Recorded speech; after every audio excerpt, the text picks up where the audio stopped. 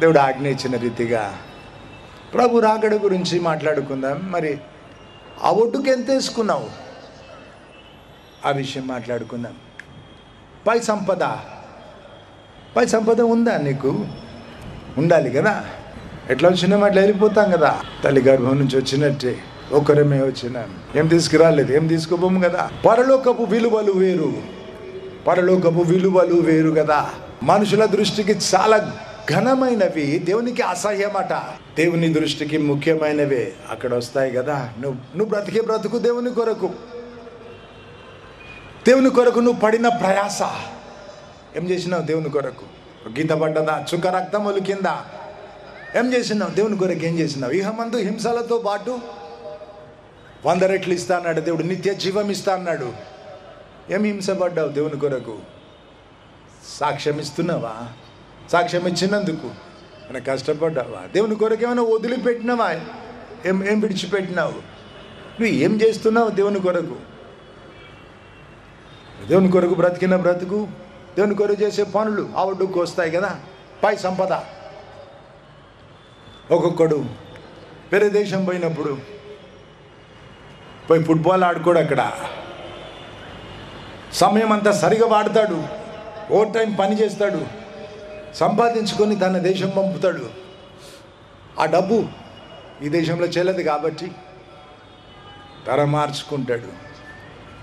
తన దేశంలో ఇల్లు కొనుక్కుంటాడు, కట్టుకుంటాడు, తోట కొనుక్కుంటాడు, పొలం కొనుక్కుంటాడు, వచ్చి అనుభవిస్తాడు. తన కష్టార్జితం ఆ ఫలం అనుభవిస్తాడు కదా.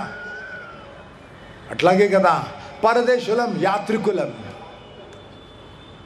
ఏ క్షణము మన అంతం. నేనైతే ఈరోజు ఆఖరి రోజు అనుకొని బ్రతుకుతా. ఏం చేసినా దేవుని కొరకు, మనుషుల కొరకు.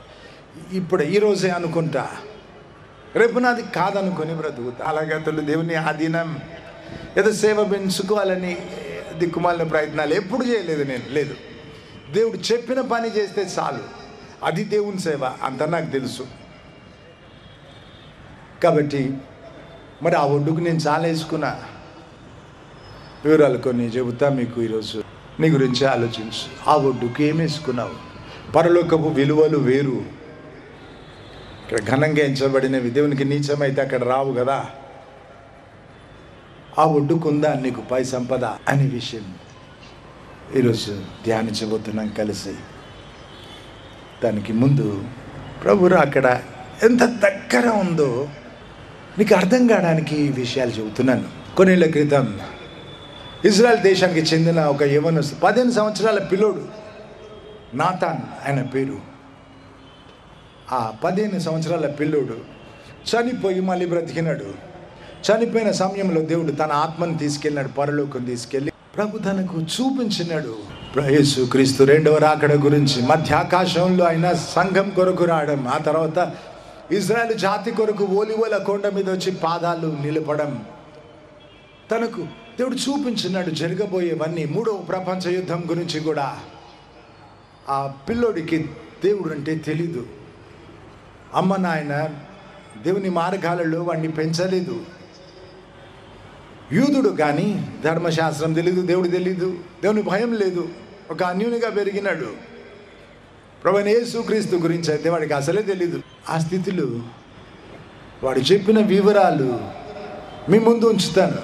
ఆయన చెబుతున్నాడు, నా ఆత్మ పరలోకంలో తీసుకెళ్ళినాడు దేవుడు. ప్రభువైన యేసుక్రీస్తును చూసిన పరలోకంలో అని చెబుతున్నాడు. ప్రభు రాకడ గురించి చూపించినాడట దేవుడు. మధ్యాకాశములో మేఘాలంతా ఎత్తు ప్రభువైన యేసుక్రీస్తు దిగి వస్తే యేసు ప్రభువుని నమ్ముకొని ఆయన చెప్పినట్టు బ్రతుకుతున్న వాళ్ళు మహిమదేహంగా మారి వెళ్ళి ఆయనను కలుసుకోవడం, సమాధులు తెరవబడ్డం, వారు శరీరం ధరించి, ఆత్మ వచ్చి శరీరం ధరించి ఆ శరీరం మహిమదేహంగా మారి యేసు ప్రభువును కలుసుకోవడం ఆ పిల్లడు చూసి చెబుతున్నాడు. సంఘం ఎత్తబడిన తర్వాత మిగిలిన 7 సంవత్సరాలు ఇజ్రాయేలు జాతిలో, దానియేలు గ్రంథంలో 70 వారాలని రాసుంటుంది. ఇజ్రాయేలు జాతి చరిత్ర ఒక్కొక్క విషయం అక్షరాల జరిగింది. ప్రభువైన యేసు క్రీస్తు శిలువ మరణం గురించి అక్షరాల రాయబడినట్టే జరిగింది. తారీఖు ప్రకారం ఆయన హోసన్నా అని అందరూ అరుస్తుంటే యెరూషలేములో ప్రవేశించినాడు కదా. ఆ ఆ తారీఖు కూడా రాసుంది, వారి చరిత్రలో జరిగింది. మెస్సయ్య కొట్టేయబడతాడు అని రాసుంది. సిలువలో బలి అయినాడు, కొట్టివేయబడ్డాడు, అక్షరాలు నెరవేరింది. జాతి చరిత్రలో 7 సంవత్సరాలు మిగిలి ఉన్నాయి. సంఘం ఎత్తబడిన తర్వాత ఆ మిగతా 7 సంవత్సరాలు పూర్తవుతాయి అని ఆ పిల్లోడు చెబుతున్నాడు. చూసి ఏం తెలియని వాడు, దేవుడు నేర్పుతున్నాడు ఆ పిల్లోడు. వాడు చెప్పే మాటలు వాడికి అర్థం కాకుండా చెబుతున్నాడు. మన కొరకే దేవుడు ఆ రీతిగా జరిగించినాడు. ఆ మిగిలిన చరిత్ర 7 సంవత్సరాలు పూర్తయ్యే ముందు 3.5 సంవత్సరాల తర్వాత క్రీస్తుకు విరోధి వచ్చి మందిరంలో నిల్చుంటాడు అని చెబుతున్నాడు. వాక్యానికి సరిపోయే విషయాలే, వాడు బైబిల్ చదవలేదు, వాక్యమే చెబుతున్నాడు. క్రీస్తుకు విరోధి యెరూషలేములో మందిరంలో నిల్చుంటాడంటే మందిరం ఉండాలి. అప్పటికి మొదటి మందిరం సొలొమోను మహారాజు కట్టినాడు. ఆ తర్వాత 2వ మందిరం సైరస్ చక్రవర్తి కట్టినాడు. అంటే 3వ మందిరం కట్టబడాలి. అప్పుడు క్రీస్తుకు విరోధి వచ్చి ఆ మందిరంలో నిల్చోవాలి. ఆ మాట చెబుతున్నాడు ఆ పిల్లోడు. లోక రాజ్యాలన్నీ కూడా ఇజ్రాయెల్తో యుద్ధం చేయడానికి వచ్చి చుట్టుముట్టేస్తే, యుద్ధం మొదలైతే ఇజ్రాయెల్ దేశాన్ని 2 రోజుల్లో ఓడిపోతుంది అని చెబుతున్నాడు. ఇజ్రాయెల్ దేశానికి చాలా గర్వం, బలం పెంచుకున్నారు, మిలిటరీ అంతా పెంచున్నారు, కొత్త కొత్త ఆయుధాలు కనిపెడుతున్నారు. లోకంలో ఎక్కడ లేని ఆయుధాలు వారు కనిపెడుతున్నారు. వారికి అది చాలా గర్వం, మేము గెలుస్తాం అనుకుంటున్నారు. ఆ పిల్లోడు దేవుడు చూపించిన అన్ని చూసి చెప్తున్నాడు, 3వ ప్రపంచ యుద్ధం మొదలైతే 2 రోజుల్లో ఇజ్రాయెల్ చిత్తుగా ఓడిపోతుందని చెబుతున్నాడు. 2 రోజులట. అప్పుడు ఆ జాతి దేవుని దిక్కు తిరిగి దేవుని క్షమాపణ అడిగి మెస్సయ్యను ఒప్పుకుంటారు, ఆదుకోమని అడుగుతారట.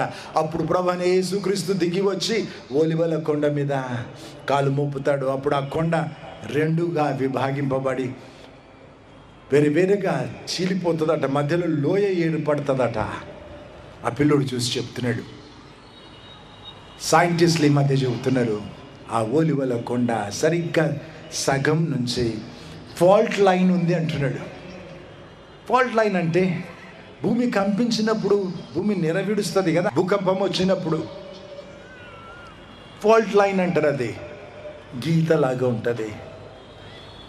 సరిగ్గా కొండ మధ్యలో ఉందట ఫాల్ట్ లైన్, చాలా దూరం వరకు. అంటే ఒలీవల కొండ 2గా చీలిపోవడానికి సిద్ధపడతా ఉంది. ఇంకా ప్రభు రాకడకు సిద్ధపడుతుంది ఆ కొండ. సైన్స్ కూడా చెప్తుంది కదా. అయితే ఆ పిల్లోడు ఈ రీతిగా దేవుడు తను చూపించినవి చెప్పినాడు ప్రభు రాకడ గురించి. 1 తెస్సలోనికలకు రాసిన పత్రిక 4:17, మేఘాలంతా ఎత్తు ప్రభు వస్తే నమ్మిన వాళ్ళు ఎగిరిపోతారు, మహిమ దేహాలుగా మారిపోతాయి కదా. ఏంటి మహిమ దేహం అంటే? ప్రభువైన యేసుక్రీస్తు పునరుత్థానుడైనాడు కదా.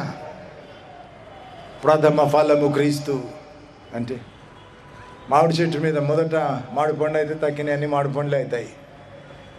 పునరుత్థానుడైనాడు, మహిమ దేహం. అట్లా మారతాం. శిష్యులంతా తలుపులు పెట్టి తాళాలు గొల్లాలు వేసుకొని ఉంటే వారి మధ్యలో వచ్చి నిలిచినాడు. తలుపులు తాళాలు ఆపలేదు, గోడలు ఆపలేదు ఆయనను. అది మహిమ దేహం. నన్ను ముట్టి చూడమన్నాడు. నాకున్నట్టు మాంసం ఎముకలు భూతానికి ఉండవన్నాడు. తోమా అయితే తన చేతి గాయాలలో వేలు పెట్టి చూసినాడు. మేకుల గాయాలలో పొడిచినారు కదా, పక్కలు గుండెను నలిచినారు కదా. ఎంత దూరం ఉంటుంది గుండె? ఇక్కడికి పక్కకే కదా. గుండెల్లో ఉన్న ఆఖరి రక్తం చుక్క ఇచ్చినాడు కదా, మన పాపం క్షమించడానికి, పాప రుణం తీర్చడానికి క్రయధనంగా రక్తం ఇచ్చినాడు కదా. ఆ పక్కలో గాయములో చెయ్యి పెట్టి చూసినాడు కదా. మానుతున్న గాయం అడిగినావు కదా, చేయి పెట్టి చూడమని చెప్పినాడు కదా. నాకున్నట్టు మాంసం ఎముకలు భూతానికి ఉండవన్నాడు. చేప తిన్నాడు, తేనె తిన్నాడు. వారు చూస్తూ ఉంటే ఆకాశానికి ఆరోహణం అయిపోయినాడు. ఇది మహిమ దేహం. ఆయన ఎట్లా ఉన్నాడు అట్లా ఆయనను చూస్తాం. మహిమ దేహంగా మారుతుంది. కాబట్టి అంతకుముందు చనిపోయి సమాధి చేయబడ్డ వాళ్ళ ఆత్మ వచ్చి శరీరం ధరించినాక ఆత్మ మహిమ దేహంగా మారి ముందు వారు చేరుకుంటారట. మేఘాలంతా ఎత్తు ప్రభు వస్తే వారు చనిపోయిన వాళ్ళు ముందు ఆ రీతిగా మహిమ దేహంగా మారి ప్రభువుని చేరుకుంటారు. ఆ తర్వాత సజీవులంగా ఉన్న మనం కూడా మహిమ దేహాలుగా మారి ప్రభుని చేరుకుంటాం. రెప్పపాటున నిరాశ ఉంది, రెప్పపాటున స్ప్లిట్ సెకండ్ అన్నమాట కదా. మరి అందుకే క్రైస్తవులు చనిపోతే గడ్డిలో వేయరు, పారేరు, చెత్త అనరు. సమాధి పెట్టెలు మంచి దాచిపెడతారు కదా, స్నానం చేయించి మంచి బట్టలేసి బంగారం దాచిపెట్టినట్టు దాచిపెడతారు కదా. ఎందుకు? ప్రభువైన యేసుక్రీస్తు మళ్ళీ వస్తాడు. మృతుల పునరుత్థానం ఉంది, మనకు ఆశ ఉంది. ఇది అంతం కాదు, తిరిగి లేస్తాం. ఆయన మృతిని గెలిచి లేచినాడు. ప్రభు రాకడలో 2 భాగాలు. మేఘాలంతా ఎత్తు వచ్చినప్పుడు సంఘాన్ని తీసుకెళ్తాడు. ఆ తర్వాత మిగిలిన 7 సంవత్సరాలు ఇజ్రాయెల్ జాతి చరిత్ర పూర్తవుతుంది. ఇది ప్రభు రాకడ గురించి ఎంతో పోట్లాడుకుంటారు. సంఘం ఉంటుందా శ్రమల్లో, ఉంటుందని ఒకడు, ఉండదని ఒకడు. వీరి అభిమానులు వారి అభిమానులు అట, దేవుని సేవకునికట అభిమానులట. గురువులు లేరని చెప్పినాడు కదా దేవుడు. దేవునికి అంటుకట్టే ప్రయత్నం కదా. సిలువ చాటుకు దాక్కొని సిలువ వేయబడిన క్రీస్తునే ప్రకటించాలి కదా. లేదు, అభిమానులని గొప్ప చెప్పుకుంటారు. నాకు ఎంతోమంది అభిమానులు. ఈ మధ్య పొలిటికల్ పార్టీస్ కూడా స్టార్ట్ చేసినారు కదా. దారి తప్పిస్తూ ఉన్నారు కదా. పరలోకం పోయేది ముఖ్యం కదా. అది వదిలిపెట్టి హైదరాబాద్లో అసలు పిసలుగా అంటారు. ముఖ్యమైనది వదిలిపెట్టి నువ్వు పోతావా పరలోకానికి? వధు సంఘంలో నువ్వు ఉంటావా? అది మరిచి అంత అనవసరమైన వాటి విషయం వాదాలు, వారి వాదాలలో వ్యర్థులైదని రాస్తుంది కదా. వాక్యమే మీ ముందు ఉంచుతున్నాను. పెంతెకోస్తు దినాన దేవుడు పరిశుద్ధాత్మను అనుగ్రహించినప్పుడు సంఘం పుట్టింది. ఇజ్రాయెల్ జాతి చరిత్ర ఆగింది. ఇజ్రాయెల్ జాతి చరిత్ర, సంఘ చరిత్ర దేవుడు ఎప్పుడు కలపలేదు. సంఘం పుట్టినాక, క్రీస్తు సంఘం మొదలైనాక ఇజ్రాయెల్ జాతి చరిత్ర ఆగింది. సంఘం ఎత్తబడినాక మిగిలిన 7 సంవత్సరాలు పూర్తవుతాయి ఇజ్రాయెల్ జాతి చరిత్రలో. అడ్డగించేవాడు ఇక అడ్డగించడు అని రాసింది. 2 తెస్సలోనికైలకు రాసిన పత్రిక 2:6. He who restrains no more అని రాసింది. అడ్డగించే వాడికి ఆపడు కాబట్టి సైతాన్ని విజృంభించి వాడి పనులన్నీ చేసుకుంటాడని రాస్తుంది అక్కడ. సైతాన్ని ఆపేవాడు ఎవరు? దేవుడే కదా. ఇక ఆపడు అని ఎందుకు రాసింది? వేరొక ఆదరణకర్తను మీకు పంపుతానన్నాడు కదా ప్రభు. ఆయన దేవుడు. దేవుని యొక్క సర్వ సంపూర్ణత క్రీస్తులో నివాసం ఉంది కదా. దైవత్వము యొక్క సర్వ సంపూర్ణత క్రీస్తులో నివాసం. అయితే క్రీస్తు యొక్క సర్వ సంపూర్ణత పరిశుద్ధాత్మలో కదా. యేసు యొక్క ఆత్మ అని రాసింది. దేవుడు తండ్రి అని పిలవడం మనకు నేర్పడానికి, ధైర్యం ఇవ్వడానికి తన కుమారుని ఆత్మనిచ్చినాడు, దత్తపుత్ర ఆత్మనిచ్చినాడని రాసింది కదా. అంటే ఏమన్నమాట? క్రీస్తు యొక్క సర్వసంపూర్ణత పరిశుద్ధాత్మలో, ఆత్మరూపిగా వచ్చి నీ ఆత్మలో ఉంటాడు. వేరొక ఆదరణకర్త అంటే దేవుని స్థలం తీసుకోవడానికి ఇంకెవరు సరిపోతారు? It takes God again. దేవుని స్థలం నింపగలిగింది దేవుడు మాత్రమే. కాబట్టి వేరొక ఆదరణకర్త పంపుతా అని దేవుడు పరిశుద్ధాత్మను పంపించినాడు. అనాథలుగా విడిచిపెట్టనన్నాడు. యుగ సమాప్తి వరకు మీతో ఉంటా అన్నాడు.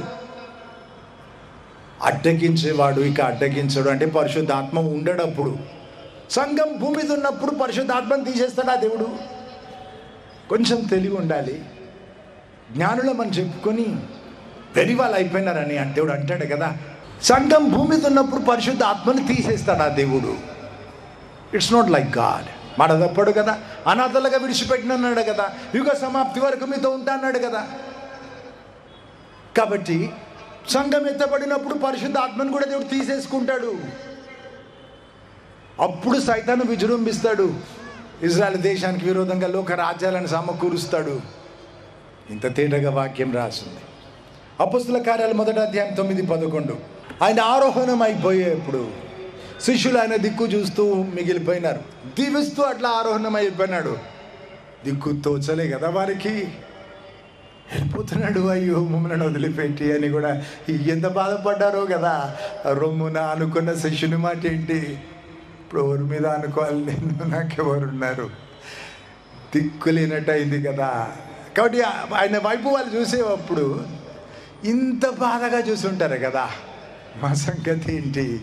పక్కకు దేవదూతలు నిలిచి అన్నారు, మీరు ఎట్లా చూస్తున్నారు ఆయన అట్లాగే వస్తాడు. కలకి కనబడ్డాడు, మళ్ళీ కనబడుతూ వస్తాడు. ఒలివల కొండ మీద నుంచి పోయినాడు, ఒలివల కొండ మీద దిగి వస్తాడు అని చెప్పినారు వారి జాతి గురించి. జకర్యా గ్రంథంలో 14:3-4 వచనాలు. ఆయన పాదాలు మోపుతాడు ఒలివల కొండ మీద, రెండుగా విభాగింపబడి ఆ రెండు భాగాలు వేరు అయిపోతాయి, నార్త్ సౌత్కి వెళ్ళిపోతాయి, మధ్యలో లోయ ఏర్పడుతుందని రాసింది కదా. అదే సందర్భం.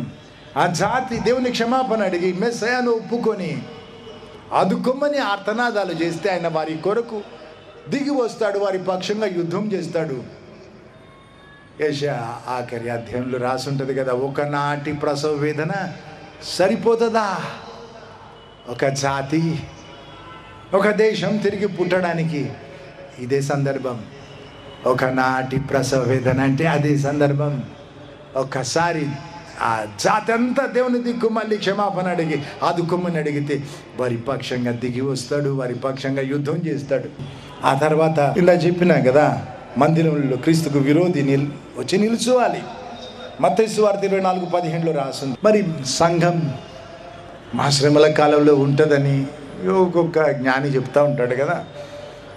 మొదటి తెస్సలోనికైలకు రాసిన పత్రిక 5:9 రాసింది, God has not appointed us to wrath. రక్షించబడ్డానికి మనల్ని నియమించినాడు, దేవుని ఉగ్రత అనుభవించడానికి కాదని రాసింది. దేవుడు మనల్ని కోరుకుంది, ఏరుకుంది తన ఉగ్రత కుమ్మరించడానికి కాదు, రక్షించబడ్డానికి. అట్లాంటప్పుడు ఎందుకు దేవుడు సంఘం మీద తన ఉగ్రత కుమ్మరిస్తాడు?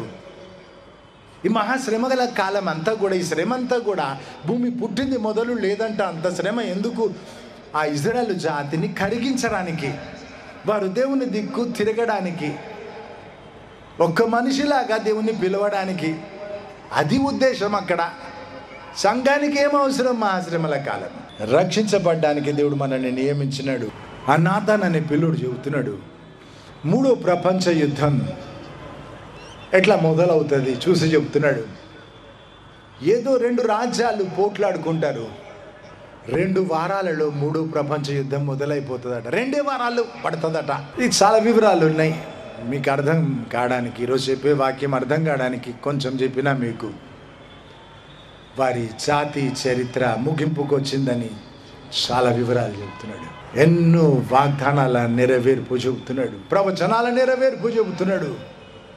మరి వారి జాతి చరిత్ర పూర్తిగా అయ్యే ముందు ప్రభువైన యేసుక్రీస్తు మధ్యాకాశంలో వస్తాడు. ఆయనను చేరుకుంటుంది సంఘం.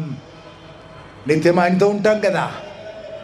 ఇజ్రాయేలు జాతి ఇక అయిపోతుంది మా చరిత్ర అని ఆత్రపడుతుంటే దానికి ముందే కదా ప్రభు రాకడ. మరి మనం సిద్ధపడాలి కదా. ఇజ్రాయేల్ దేశంగా పుట్టింది 2000 సంవత్సరాల తర్వాత. ఈ మధ్యలో 3వ మందిరం కట్టడానికి అన్ని సిద్ధపరుస్తున్నారు. మొదలు పెడితే 1 నెలలో అయిపోతుంది. యాజకులు, ప్రధాన యాజకుడు ఏమేం చేయాలి మందిరంలో వారికి ట్రైనింగ్ ఇస్తూ ఉన్నారు. సిద్ధం ఉంది అంతా. మొదలైతే 1 నెలలో మందిరం పూర్తవుతుంది. ఈ మధ్యలో మందిరం కట్టే ముందు ఆ బలి అర్పణ మొదలు పెట్టినారు. నేను వీడియో చూసిన కొన్ని నెలల క్రితం, 2-3 నెలల క్రితం బలి అర్పణ మొదలు పెట్టినారు ఇజ్రాయేలీలు. నువ్వు అడుగుతావేమో, బలి అర్పణ కొరకు మందసం ఉండాలి కదా. మందసం 30 ఏళ్ల కింద దొరికింది. రాన్ వైట్ అనే అమెరికాకు చెందిన వ్యక్తికి దేవుడు చూపించిన మందసం పైన ప్రభువైన యేసుక్రీస్తు రక్తం దొరికింది. పరీక్షించినాడు లెబొరేటరీస్లో ఇజ్రాయెల్లో. వాళ్ళు ఏమంటున్నారు, మనిషి అణువులో మనిషి ముద్ర ఉంటుంది, DNA ఫింగర్ ప్రింట్ అంటారు కదా. రక్తంలో కూడా అణువులు ఆ ముద్ర ఉంటుంది కదా.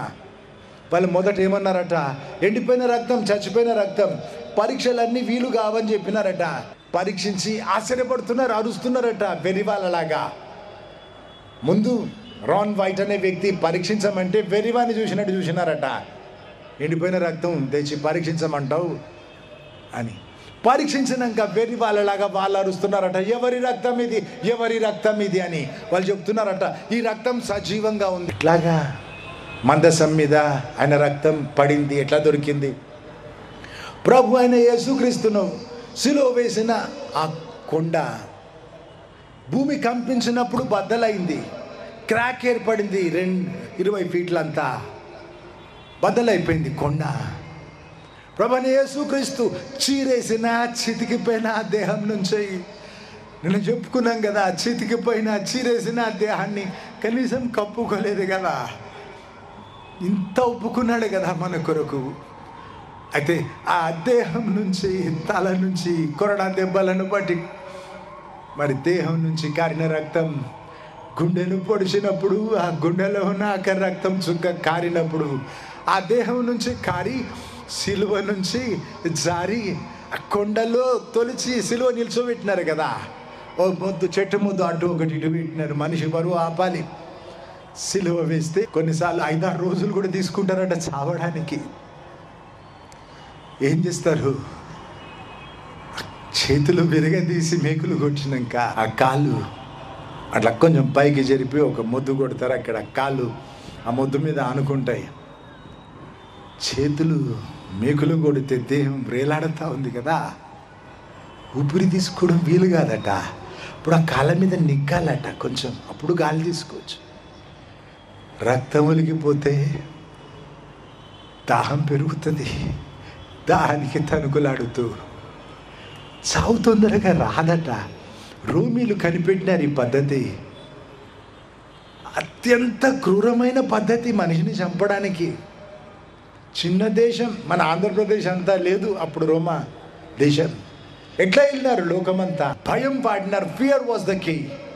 తిరగబడితే ఇట్లా క్రూరంగా హింసించి చిత్రబాధలు చేసి చంపితే మిగతాలు భయపడ్డారు, లోపడ్డారు, అణిచివేసినారు తిరుగుబాట్లు.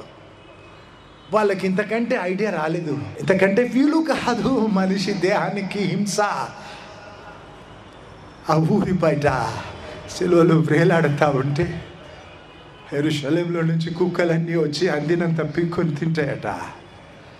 దారిలో పోయే వాళ్ళు దూషిస్తూ శపిస్తూ వెళ్తారట. ఆ నేరస్తుడు చేసిన తప్పు రాసి సిలువ కొడతారు. యేసు ప్రభు తప్పు చేయలేదు, పాపం చేయలేదు. మన తప్పులన్నీ రాసి సిలువ కొట్టినాడు. మన స్థలం తీసుకున్నాడు కదా. మరి అందుకే సిలువ దగ్గర వస్తే ఎక్స్చేంజ్ దొరుకుతుంది. ఆయన దేవుడు నిజం మనిషి రూపంలో ఉన్నాడు. పాపానికి జీతం మరణం కదా. ఆయన పాపం చేయలేదు, మరణానికి ఆ దేహం మీద అధికారం లేదు. మరి ఎట్లా చచ్చిపోయినాడు? దేవుడు సావడు కదా, మనిషి రూపు దాల్చినాడు. ఆ దేహానికి మరణం ఎట్లా వచ్చింది? మన పాపం సోకి ఆ శిక్ష పడ్డది. ధవల వర్ణుడు రత్నవర్ణుడు అయినాడు కదా మన కొరకు కదా. తణుకులాడి ఎప్పటికో ఆ చావట. అందుకే ఏం చేసినారు? భూమి కంపించి చీకటి గమ్ముకుంటే భయపడి త్వర పని ముగించుకోవడానికి యేసు ప్రభుకు అటొకడు దొంగను సిలువేసినారు కదా. మరి కాళ్ళలో ఎముకలు విరగొట్టినారు. ఆ కాళ్ళు ఆ చెక్క మీద నుంచి పట్టు తప్పి జారిపోతాయి కదా, ఊపిరి తీసుకునే వీలు లేదు. సరే, ఎముక ఇరగొట్టితే కూడా ఆ నొప్పికి కూడా ప్రాణం పోతుందేమో. మామూలుగా అనస్థీషియా ఎముకకి ఎక్కదంటారు. ఎముకలు కట్ చేసి ఆపరేషన్ చేసేప్పుడు హాస్పిటల్ తరిల్లిపోయేటట్టు అరుస్తారు, ఏడుస్తారు. అందుకే ఎముకకు అనస్థీషియా మత్తు మందు ఎక్కదంటారు కదా. సరే, ఎముకలు ఇరగొడితే ప్రాణం పోతుందేమో. దొంగల కాళ్ళకు ఎముకలు విరగొట్టినారు. యేసు ప్రభు దగ్గర వచ్చి చూసినప్పుడు ఆయన అప్పటికే చనిపోయి ఉన్నాడు. ఆశ్చర్యపడరట అప్పుడు చనిపోయినాడా అని. కాబట్టి ఆయన కాళ్ళు విరగొట్టలేదు. మన దేశపు వేదాలు రాసున్న మాట జరిగించినాడు. బలి పశు ఎముక ఒకటి కూడా ఇరిగిపోద్దని రాసుందట. సృష్టికర్తనే శరీరం ధరించాలి, రక్తం పవిత్ర రక్తం లిఖించాలని రాసుందట. ఎముక విరుగొద్దని రాసుందట. మన దేశాన్ని ప్రేమించి ఈ దేశం వేదాలలో రాపించినాడు దేవుడు. చూడు, అయితే రక్తం ఒలికినప్పుడు సిలువ గుండా ఆ పగిలిపోయిన కొండ నుంచి జారి ఇర్మియా ప్రవక్త దాచిపెట్టినాడు. మందసం అంటారు. నెబుకద్నెజర్ రాజు ఇజ్రాయెల్ దేశాన్ని గెలిచినప్పుడు దాసదాసులుగా చెరపడి తీసుకెళ్ళినప్పుడు ఇర్మియా ప్రవక్తకు ఒక్కడికే స్వేచ్ఛ ఉండింది. ఆయన దాచిపెట్టినాడేమో అంటారు. శత్రు సైన్యం చుట్టుముట్టి ఉంటే ఎట్లా దాచిపెట్టినాడు అనే ప్రశ్న ఉండేది అందరికీ.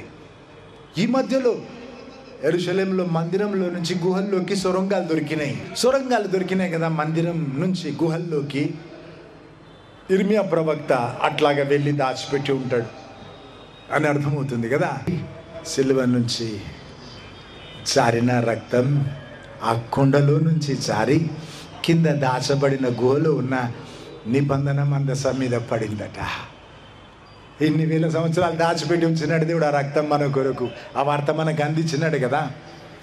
ల్యాబ్లో పరీక్ష చేసి అంటున్నారట, తల్లి గర్భంలో పిండం ఏర్పడాలంటే తల్లి నుంచి వచ్చిన క్రోమోజోమ్స్ 23 కావాలి. తండ్రి వైపు 23, తల్లి వైపు X క్రోమోజోమ్స్ 23, తండ్రి వైపు Y క్రోమోజోమ్స్ 23 కావాలి. మనిషి అణువులో 46 క్రోమోజోమ్స్ ఉంటాయి. ప్రభువైన యేసుక్రీస్తు రక్తం పరీక్షించి వాళ్ళు ఏమంటున్నారు, ఈ రక్తంలో 24 ఉన్నాయి క్రోమోజోమ్లు. 23 తల్లి నుంచి వచ్చిన X క్రోమోజోమ్లు, ఒక Y క్రోమోజోమ్ ఉంది తండ్రి వైపు వచ్చింది, అయితే మనిషి నుంచి వచ్చింది కాదని చెప్తున్నారట. హల్లెలూయా. పరిశుద్ధాత్మ ద్వారా యేసు ప్రభు జన్మించినాడని ఆ రక్తంలో రుజువు ఉన్నది. ఆ రక్తం దాచినాడు దేవుడు, వార్త మన వరకు అందించినాడు కదా. ఏకంగా పరీక్షించి తెలుసుకోవడానికి, రుచి చూసి తెలుసుకోమన్నాడు కదా దేవుడు. అట్లాగుంది కదా, దేవుడు ఇంత చేసినాడు కదా. మరి తన కొరకు మచ్చ లేకుండా నిన్ను సిద్ధపరచుకోవడానికి సిలువలో అంత చేసినాడు కదా. అన్నాడు సమాప్తం ఆయన అన్నాడు కదా. అంటే దేవుని వైపు అంతా అయిపోయింది, ఇంకేం మిగలే, మన వైపు మిగిలింది. ఒక్క అర్పణ చేత పరిశుద్ధపరచబడిన వారిని పరిపూర్ణులుగా తీర్చేసినాడంట. It's a finished transaction. మన వంతే మిగిలింది. చెక్ రాసిచ్చినారు ఎవరో నీకు 10 కోట్ల రూపాయలు, పోయి బ్యాంక్లో చూపిస్తే ఆ డబ్బు నీకు వస్తుంది. నువ్వు జోబులో పెట్టుకొని తిరిగితే లాభం లేదు. కాళ్ళ కిందేసి తొక్కినా చింపి పారేసినా పోగొట్టుకుంటావు కదా.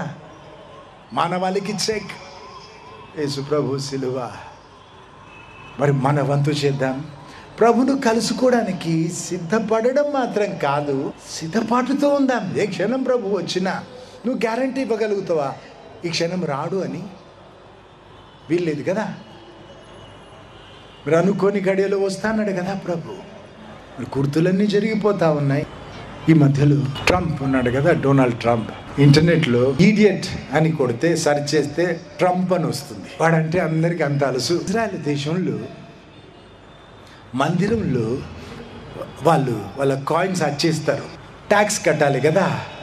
పాత పద్ధతులన్నీ వాళ్ళు పాటిస్తున్నారు ఇప్పుడు కూడా. మగవాళ్ళంతా 20 ఏళ్ళు దాటిన వాళ్ళు పన్ను కట్టాలి దేవునికి, అవన్నీ పాటిస్తున్నారు వాళ్ళు.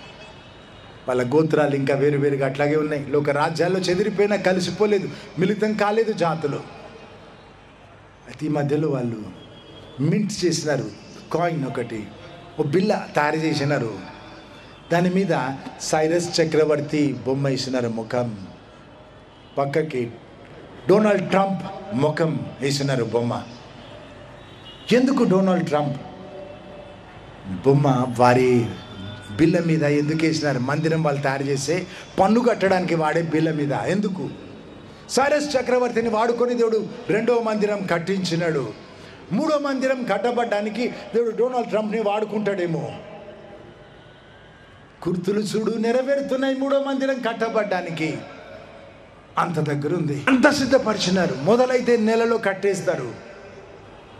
వారి జాతి చరిత్ర పూర్తి కావడానికి దగ్గర వచ్చిందంటే అంతకు ముందే ప్రభు అక్కడ సిద్ధపడదాం. సిలువ చెంతకు వచ్చి ఎక్స్చేంజ్ చేసుకుందాం. మన పాపం తీసుకున్నాడు ఆయన, ఆయన నీతితో మనల్ని కప్పినాడు కదా. మన శాపం తీసుకొని ఊరి బయట బలైనాడు కదా, శాపగ్రస్తమైన మరణం. మన రోగాలు తీసుకున్నాడు ఆయన కొరడా దెబ్బలతో, ఆయన పొందిన గాయములతో మనము స్వస్థత నొంది తిని అని రాసింది కదా. నా సేవలు ఎన్ని లక్షల మంది రోగాలు దేవుడు బాగు చేసినాడు, లెక్క పెట్టే వీలుండదు కదా. మరి దుష్ట శక్తులు మంత్రకీలు తొలగిపోయినాయి. 45 సంవత్సరాల నుంచి మంత్రకీలతో బాధపడేవాడు అప్పుడే మంచిగా అయిపోయినాడు, లెక్క పెట్టుకోలేదు. అయితే జీవితాలు మారినాయి. లక్షల మంది మరి దేవుని సేవకు సిద్ధపడ్డారు. ఇంకెన్నో వేల మంది. ఇవన్నీ సరిగ్గా లెక్క మన దగ్గర ఉండదు కదా. ఎట్లా జరిగింది? ఆయన శిలువ మరణం పునరుత్థానాన్ని బట్టి ఆయన రక్తం సజీవంగా ఉంది, నీ కొరకు ప్రార్థిస్తూ ఉంటుంది. నువ్వు ఎప్పుడు అడిగితే అప్పుడు వెంటనే క్షమిస్తాడు నిన్ను. ఒలికిన రక్తం భూమి మీద సంతకం, దేవుని సంతకం, ఆయన రక్తంతో సంతకం. అంటున్నాడు, నీ పాపం క్షమించేది నాకు ఇష్టం, నేను వచ్చి నీ ఆత్మలో ఉండేది నాకు ఇష్టం, నీవు వచ్చి నాతో ఉండేది నాకు ఇష్టం.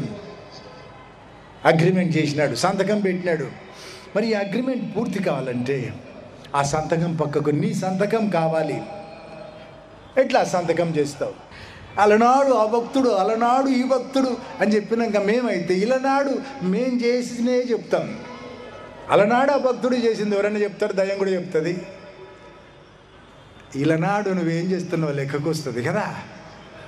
అందుకే నిన్నటి రోజున అనుభవాలు పంచుకున్నాను. ఎక్కడెక్కడ వెళ్తే దేవుడు శాప విముక్తి దయచేసినాడో పంచుకున్నా నేను. అందుకే గుంటూరు కొరకు శాప విముక్తి కొరకు ప్రార్థన చేద్దామని ధైర్యంగా చెప్పినాను.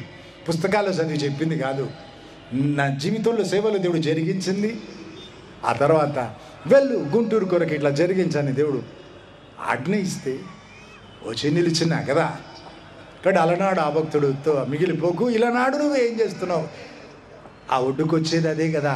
దేవుడు తీర్పు తీర్చినప్పుడు హృదయ రహస్యాలు కూడా, నీ ఉద్దేశాలకు కూడా తీర్పు తీరుస్తాడు. 1 కొరింథీ 4-5 వచనాలు.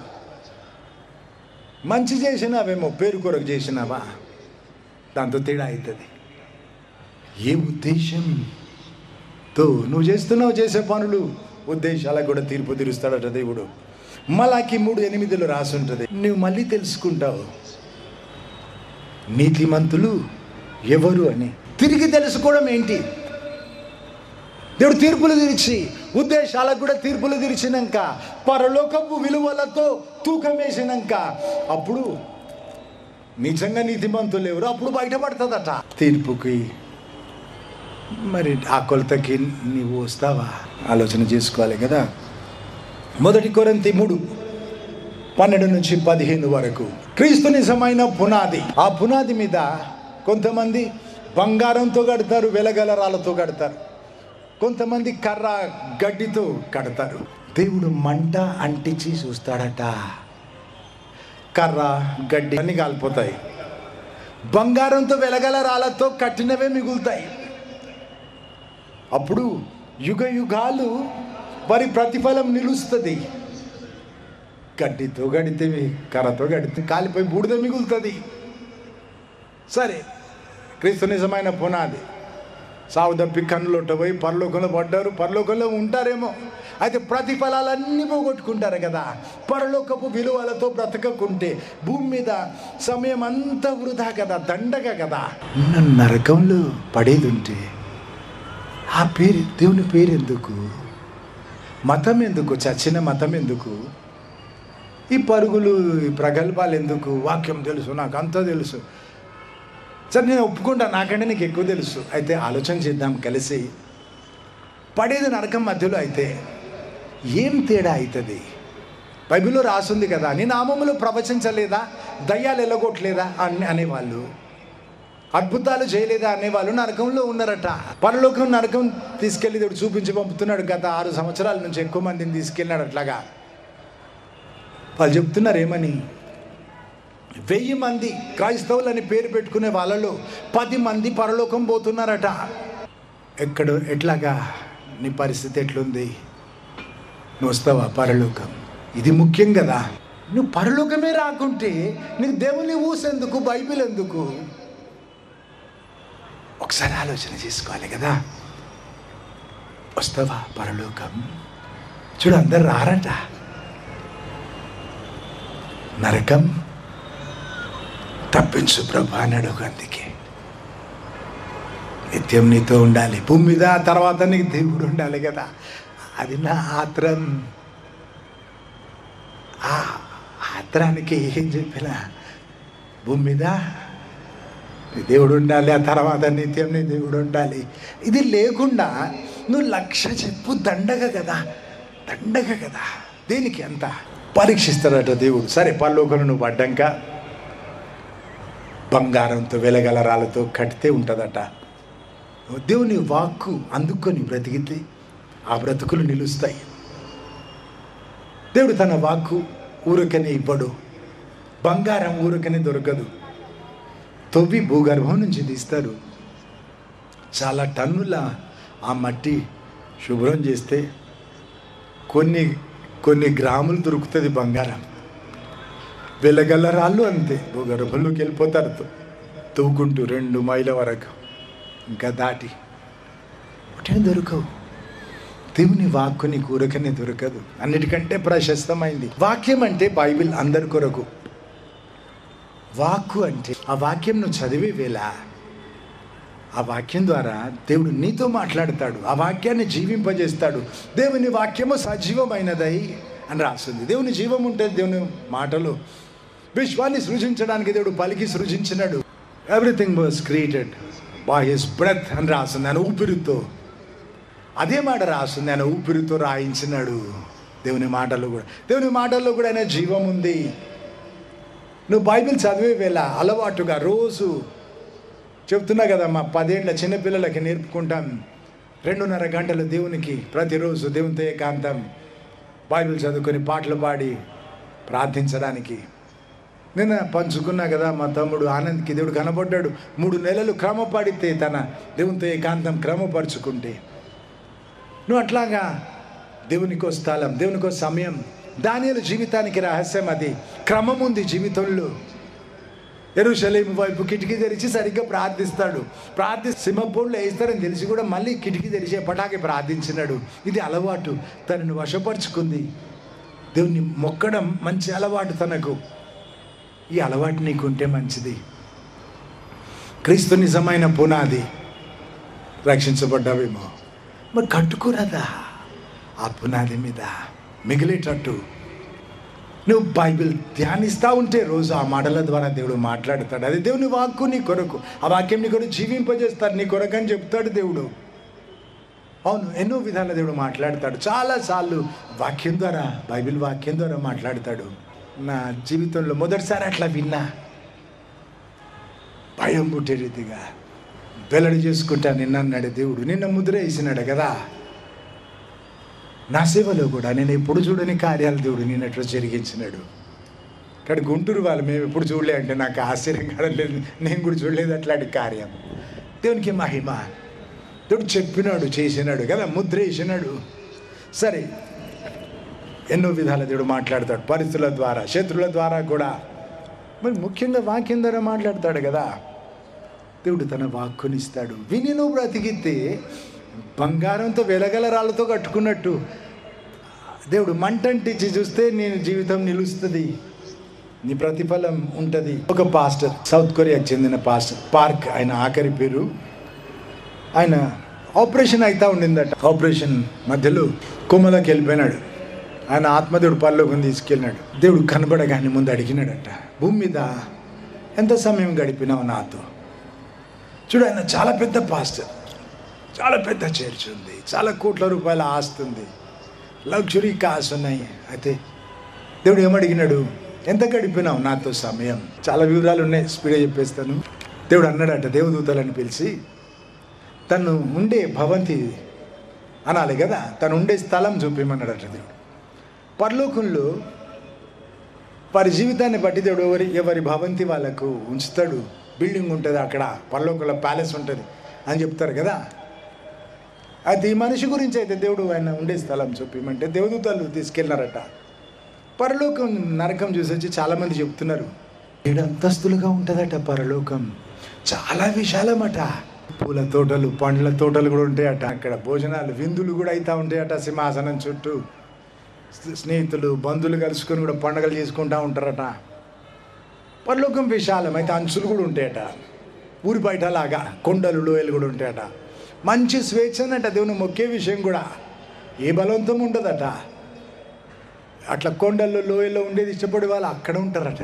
అట్లా పరలోకం అంచులు అయిపోయినాక పౌల్ట్రీ ఫామ్ లాగా ఉన్నాయంట, షెడ్లలాగా. ఒక దగ్గర 200 మంది ఉన్నారట, చింపిరి బట్టలు వేసుకున్నట్టు. అట్లాంటి గుంపు ఉన్న ఆ స్థలం చూపించిన ఉండే స్థలం అని దేవదూతలు చెప్పినారట. చెప్తే దేవుని సేవకుడు చాలా పోట్లాడుతున్నాడట వాళ్ళతో. ఇంత దేవుని సేవ చేసినా నేను, అంత దేవుని నామం ప్రకటించిన, అన్ని వేల మందిని పెంచిన పిల్లల్ని దేవుని కొరకు అంతా చెప్తుంటే వాళ్ళు ఆపి చెప్పినారట, పరలోకపు విలువలు వేరు. ఇదే చెప్పినారట, మనుషులకు ఘనమైనవి దేవునికి నీచం, అవి రావు ఇక్కడ. నువ్వేం చేసినా నీ స్వార్థానికి చేసినావు. నీ పేరు గొప్పతనానికి చేసినావు కదా, అవి ఇక్కడ రాలేదని చెప్పినారట. ఏం మిగలేదు ఆయనకి, ఏం మిగలేదు. ఎంత బాధపడ్డాడు. సరే దేవుడు మళ్ళీ బ్రతికించినాడు. బ్రతికినాక చాలేళ్ళు అయిపోయింది. దేవుడు బ్రతికించగాని తన ఆస్తి అంతా అమ్మేసి దేవునికి ఇచ్చి సరి చేసుకున్నాడని విన్నాను. ఈ మధ్యలో ఒక అతను పరలోకం నరకం చూసి వచ్చి చెబుతున్నాడు ఏమని, ఆ పాస్టర్ పార్క్ని నేను నరకంలో చూసినా అంటున్నాడు. ఆయన దేవుణ్ణి అడిగినాడట, ప్రభు ఆయన బ్రతుకు మార్చుకున్నాడు కదా అంటే దేవుడు అన్నాడట, చేసిన పనులన్నీ మంచి మనసుతో చేయలేదని చెప్పినాడట. ఆస్తి అమ్ముకున్నాడు కానీ ఏడుస్తూ అన్నమాట కదా.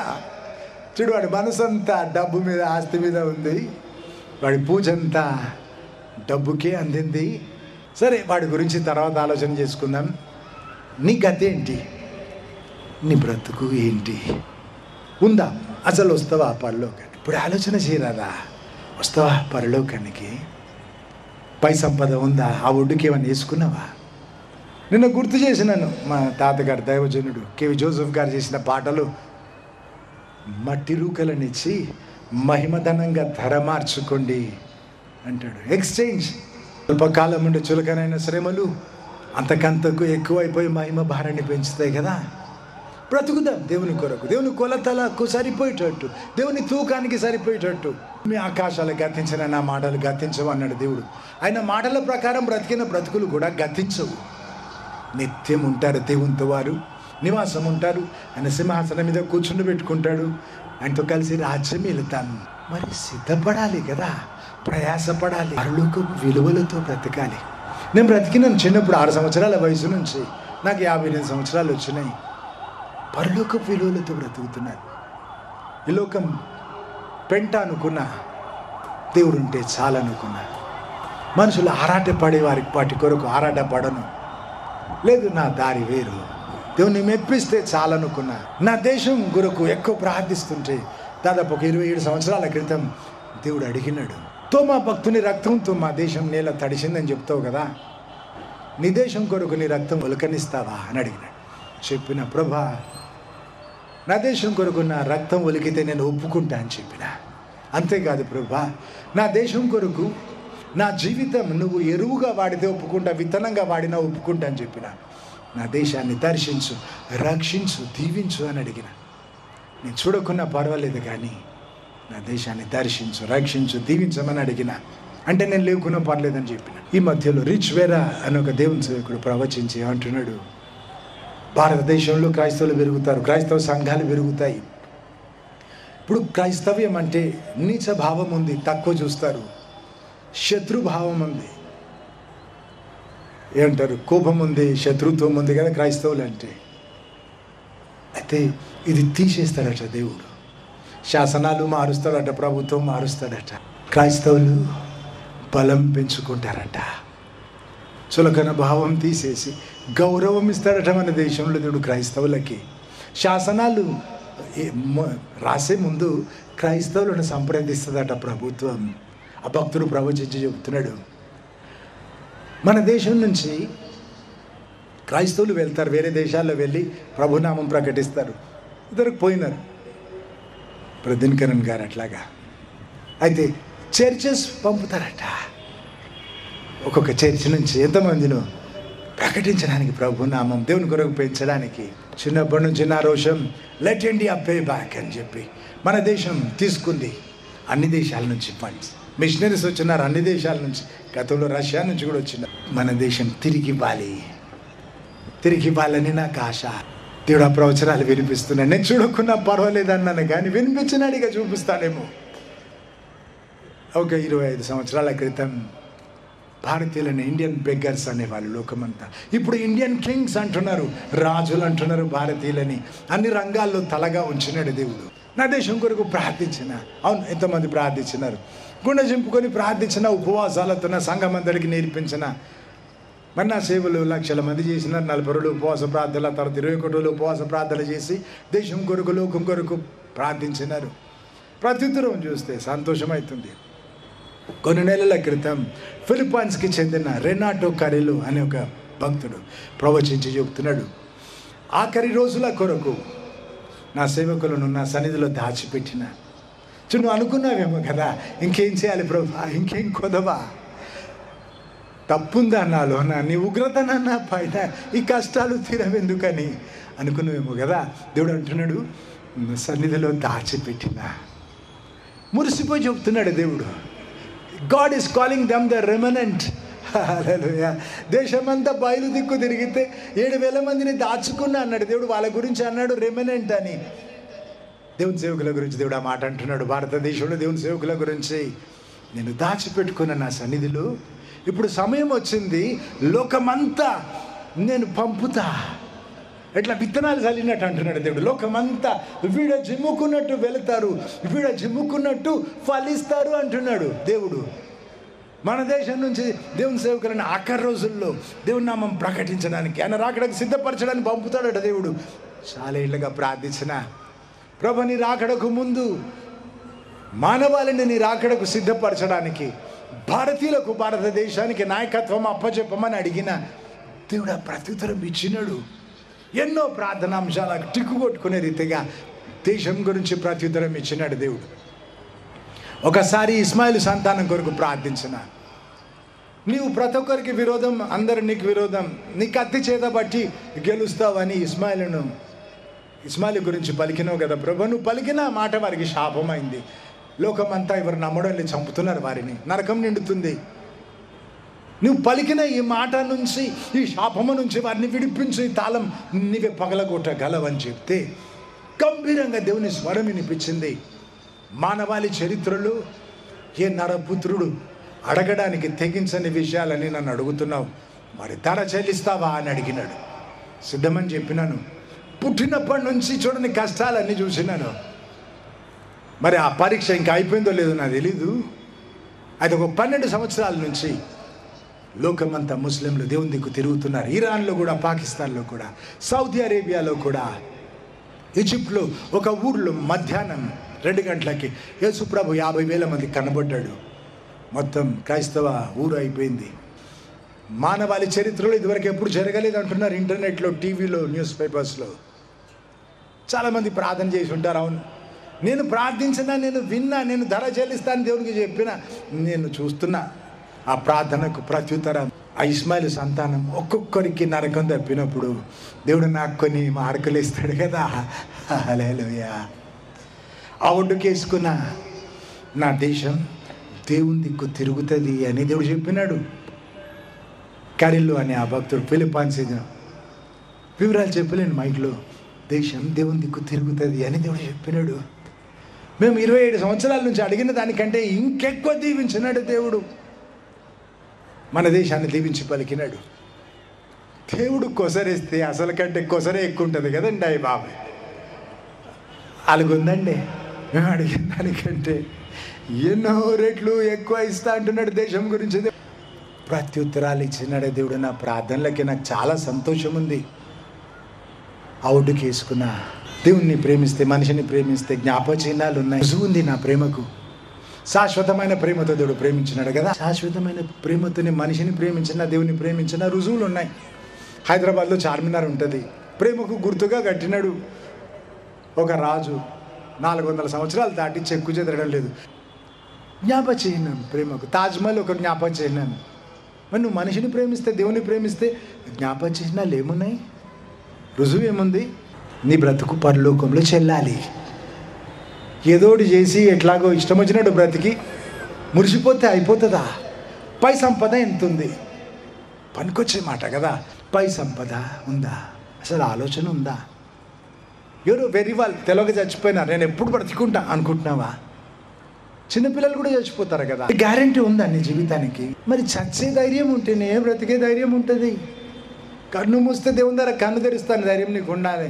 ఆ ఒడ్డుకు వేసుకున్నా నేను చాలా అని నువ్వు చెప్పగలగాలి. ఇప్పుడు నేను చెప్పినా కదా, కొన్ని చెప్పినా. అయితే నాకు ధైర్యం ఉంది. ఆ ఒడ్డుకు వేసుకున్నా. సెనెకాసోడి అనే వ్యక్తి 40 పగలు 40 రాత్రులు పరలోకంలో ఉండనిచ్చి, నీకు నిర్బంధం లేదు, ఎక్కడన్నా పోవేక చూడు అని చెప్పి ఉంచి పంపించినాడు దేవుడు. ఆయన దేహం చనిపోయింది. తన సేవకులకు చెప్పినాడు పాతి పెట్టొద్దని. మళ్ళీ దేవుడు బ్రతికిచ్చినాడు. ఆయన చెబుతుండే ఇంకొక ఆయన రాసినాడు, 40 Days in Heaven బై సెనెకా సోడియన్.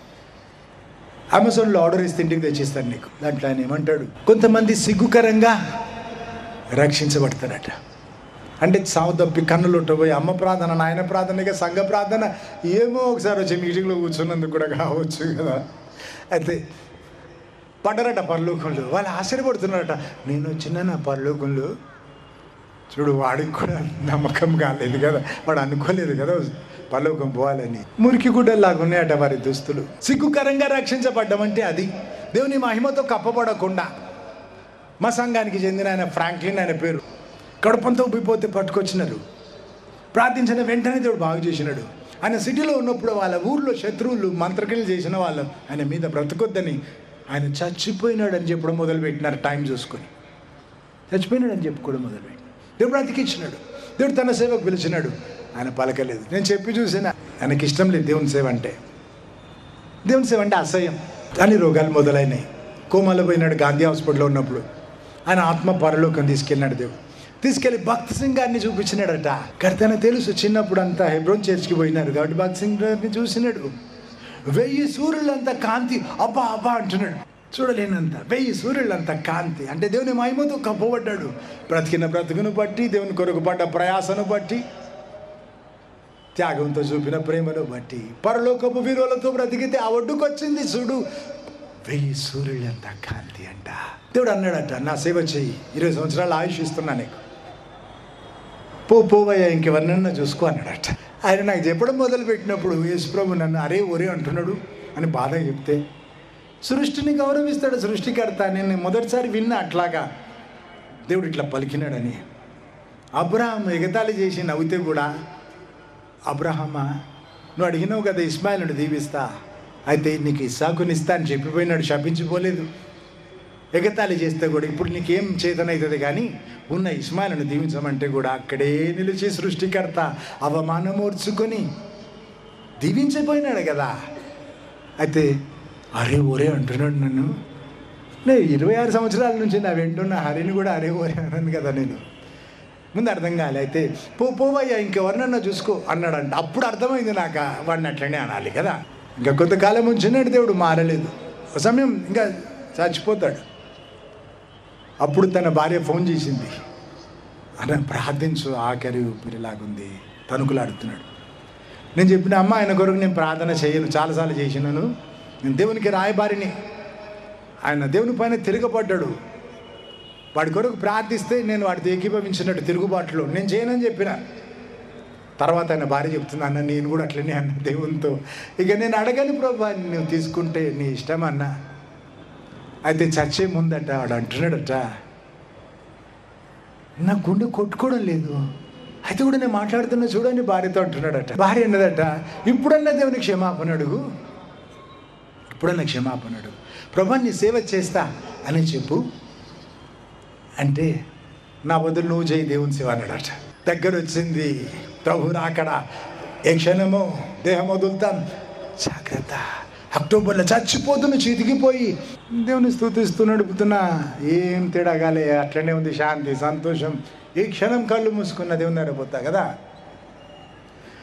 అందుకే సిద్ధపడాలి, సిద్ధపాటుతో బ్రతకాలి. మరి భగత్ సింగ్ గారేమో 1000 సూర్యులంత కాంతి అయితే సిగ్గుకరంగా కూడా రక్షించబడతారట కదా.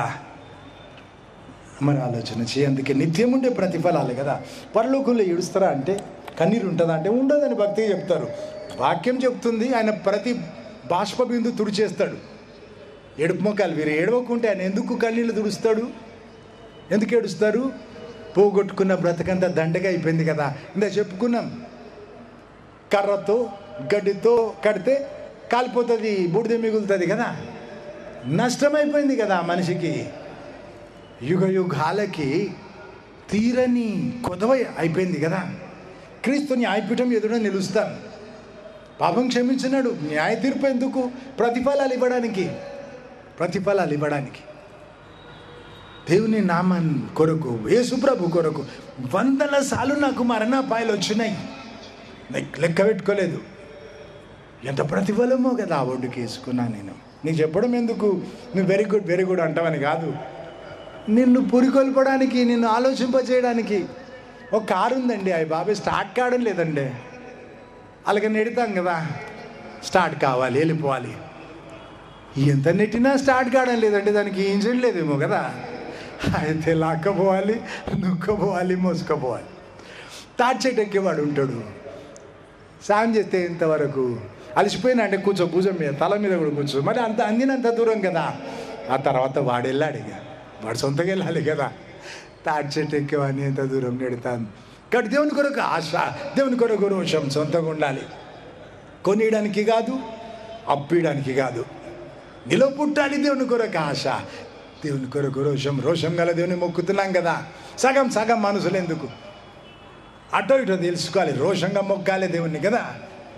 సర్దుకోకుండా బ్రతికే విషయం చెబుతున్నా. రోషం అంటే లూకా సువార్త 16:15 దేవుని మనుషుల దృష్టికి ఘనమైన దేవునికి నీచమట. లేవి 8:23 అహరోనును దేవుని సేవ కొరకు ప్రతిష్ఠించే వేళ మోషే ఏం చేసినాడు? చెవు మీద బలి పశువు రక్తం అద్దినాడు. బొటన వేలి మీద, చేతి బొటన వేలి మీద, కాళ్ళ బొటన వేలి మీద చుక్క. ఎందుకు? దేవునికి ప్రత్యేకం. మనం కూడా రాజులైన యాజక సమూహం కదా. పశువుల రక్తం ఆయన కంటితే మనకు యేసుప్రభు రక్తం. మన మనసాక్షిని ప్రోక్షించినాడు ఆయన రక్తంతో. హెబ్రీ 9:14 ఉంటుంది. నిర్జీవ క్రియలు విడిచి సజీవుని వెంబడించడానికి. ఆ తర్వాత యోబు అంటాడు, యోబు 27:6 చచ్చే వరకు నా మనసాక్షి నన్ను నింద మోపదు, నా నీతి విడిచిపెట్టాను. ధర్మశాస్త్రం లేదు, సిలువలో ప్రభు ప్రేమ చూడలేదు, ఆ ప్రేమకు రుజువు దొరకలేదు, పరిశుద్ధాత్మతో నింపబడలేదు. ఆయన అంటున్నాడు ఏమని? నా మనసాక్షి నా మీద నింద మోపకుండా బ్రతుకుతా.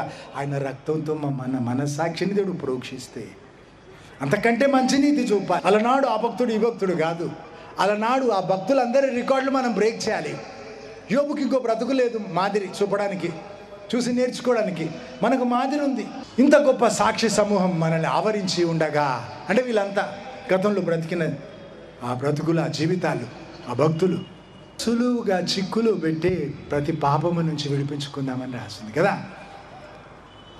పాము చచ్చిపోతుంది చీమలు పట్టుకుంటే, చిన్న చిన్న నీ తప్పులే నిన్ను పడగొడతాయి, నరకం తీసుకెళ్ళిపోతాయి. మరి సరి చేసుకో, సమయం ఉన్నప్పుడు, అవకాశం ఉన్నప్పుడే. రక్తం అద్దినారు, అదొక్కటి చెప్పి ఆపుతున్నారు. ఎందుకు? చౌకాలి అన్ని లోకం సంబంధమైనవి కలుషితం చేసి ఆయన వినడానికి లేదు. Everything should be filtered. చేతికెందుకు రక్తం? పనులు జాగ్రత్త అనేవి దేవునికి ప్రత్యేకం. పరలోకపు విలువలతో బ్రతకడానికి, ఆ ఒడ్డున పనికొచ్చేవి చేయడానికి రాజులైన యాజక సమూహం కదా. ఇదివరకు రాజులు వేరు, ప్రవక్తలు వేరు, ప్రధాన యాజకుడు వేరు కదా. రాజు, ప్రవక్త, యాజకుడు వేరు, అన్నీ కలిపి మనం రాజులైన యాజక సమూహం.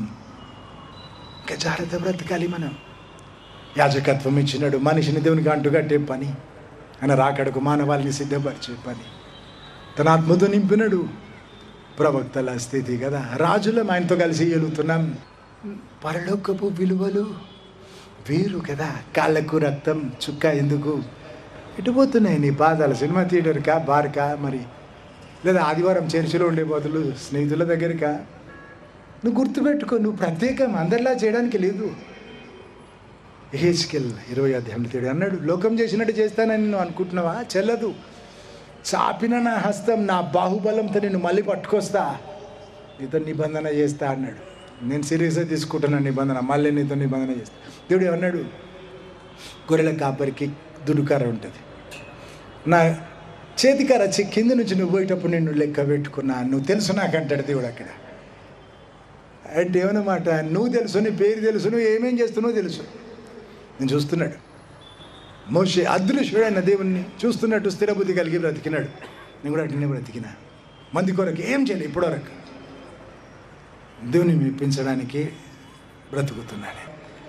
మంది కొరకు చేసేది కాదు, బ్రతుకుదాం దేవుని కొరకు. పరలోకపు విలువలతో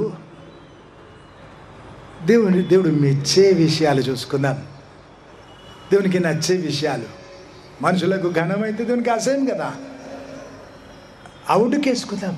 ఆయన ప్రత్యేకించుకున్నాడు మనల్ని. ఆరోను యాజకుడైతే చెవు మీద, వేలు మీద, కాలు మీద అయితే రక్తం, యేసు ప్రభు రక్తం మన మనసాక్షి మీద. ఇంకా ప్రత్యేకంగా బ్రతకాలి. కాబట్టి రికార్డులు బ్రేక్ చేయాలి. ఇక అబ్రహాం గారు, మోషే గారు, దావీదు గారు, సరే ఈ గార్లందరి రికార్డులు బ్రేక్ చేద్దాం. వాళ్ళకి మాదిరి లేదు, మనకు మాదిరి దొరికింది. దేవుడు మనకు సాయం చేయనుగా.